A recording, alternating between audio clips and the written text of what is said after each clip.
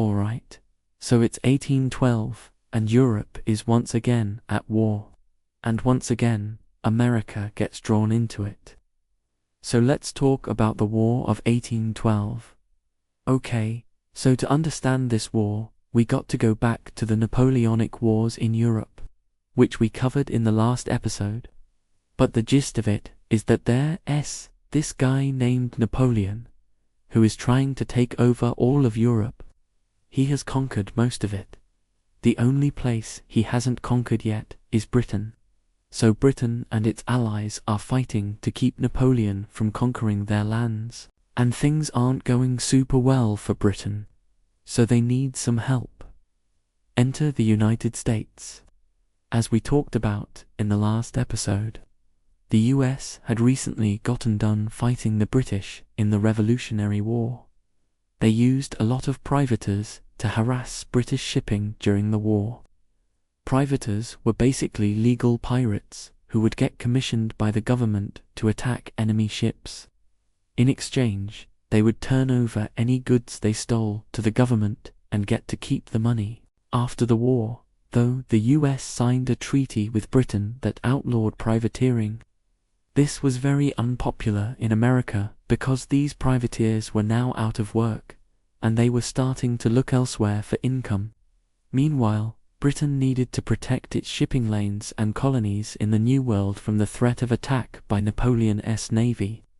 But they didn't have enough ships to do this. So they started impressing sailors from neutral ships, like American ships, to come serve in the Royal Navy.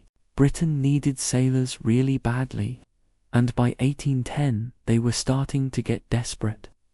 They began impressing even more Americans than normal, which obviously the Americans were not happy about.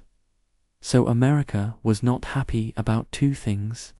One was that Britain was taking their sailors, and the other thing was that Britain had blockaded Europe into two separate pieces, preventing them from trading with their European allies.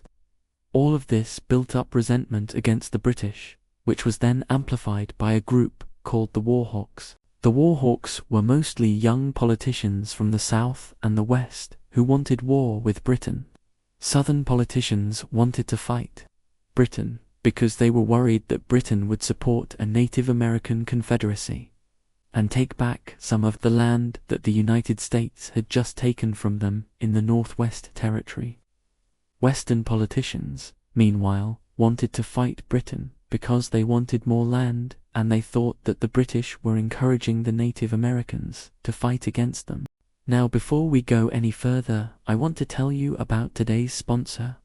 So, whether you're an investor or just someone who wants to learn about economics, you can make a plan that works for you and your goals. Okay, so as tensions rise between the US and Britain, President Madison is deciding whether or not he wants to go to war. Now normally, Madison would probably say yes, but he suffered a debilitating leg injury playing fox hunts, so maybe he could get away with saying no. Either way, Congress declares war on June 1812, and honestly, the US had a pretty good shot of winning. That's because the British were still fighting Napoleon in Europe, and they just didn't have enough soldiers to defend their North American colonies. So if the Americans could just get past the British Navy, they had a real chance to win. But here's the thing, the US Navy was really small, so it couldn't just sail out into the open ocean and fight the British Navy head. So instead, they did something called impressment. Impressment is when you attack someone's ships in their home ports, so that they can't leave.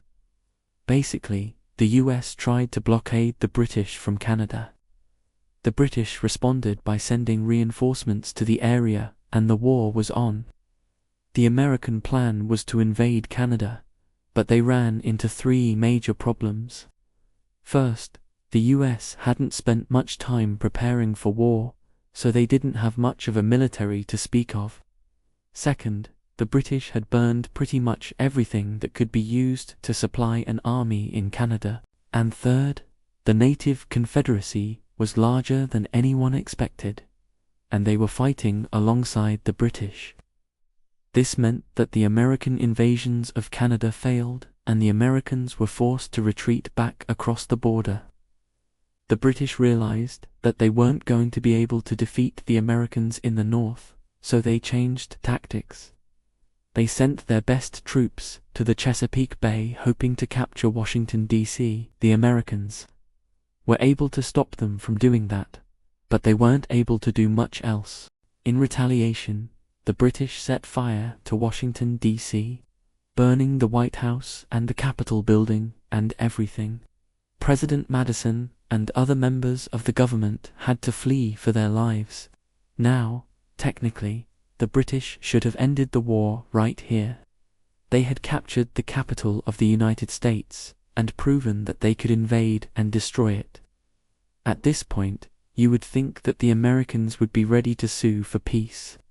But here's the thing, none of the fighting was actually happening in the South, where most Americans lived. Also, the burning of Washington wasn't really seen as an attack on the United States as a whole. It was seen as an unfortunate but necessary part of the war. In fact, the British would have had a much better chance of winning if they had focused their efforts on the South. Unfortunately for them, their leader, General Ross, died in the Battle of North Point, and his replacement wasn't interested in focusing on the South. Instead, he wanted to end the war quickly by invading the northern part of the country. As I mentioned earlier, Britain and America were fighting over control of Lake Erie. It was very important for the British to win control of the lake, because it would allow them to send supplies to their troops in the west. It would also allow them to continue their policy of impressment. So the British built a navy on Lake Erie and sent it to the western frontier. The US, hearing about this, desperately scrambled to build their own fleet so they could protect their western border. Now, if you've watched any of our other videos, you'll know that we love us some Oliver Hazard Perry. Anyway, he led the American fleet onto the lake and defeated the British. This was a massive blow to the British. They lost control of the lake, meaning that they couldn't send troops to the west anymore. It also meant that they couldn't impress sailors along the Great Lakes anymore, leaving them critically short of sailors. Perry's victory at Lake Erie inspired many other American victories around the Great Lakes region, meaning that the British had to abandon their plans to invade the North. Instead, they concentrated their efforts in the South, which, unfortunately for them, was too late. The American South was already being defended by Andrew Jackson. If you've ever heard of the Battle of New Orleans, that's him. Britain had one more chance to win the war, and that was at sea. Their navy was the most powerful in the world, and if they could win a major victory, it would force the Americans to sue for peace. Unfortunately for them, they lost a major battle against the US off the coast of New Orleans, and soon after, their greatest general, the Duke of Wellington, died. So by 1814, the British were ready to give up. They sent their foreign secretary to America to negotiate a treaty. The Americans, however, wanted more land, so they refused to sign until 1815, meaning that the war continued for another year.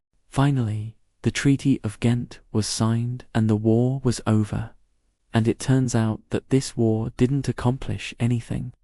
Like neither side gave up any territory. They both got to keep everything they had at the beginning of the war. However, there was one important change. As a result of the war, the US established itself as an independent nation. Before the war, Europeans still considered the US to be kind of a British colony. After the war, they didn't. Okay, so why should you care about this? Well, if you live in the United States, you should care, because this war established the United States as a free and independent nation. If you don't live in the United States, you should care, because the United States is now a major world power, and it will stay that way for the next 200 years. Okay, next time we're gonna talk about Latin America, so get excited. Okay, that's all for now. See you next time.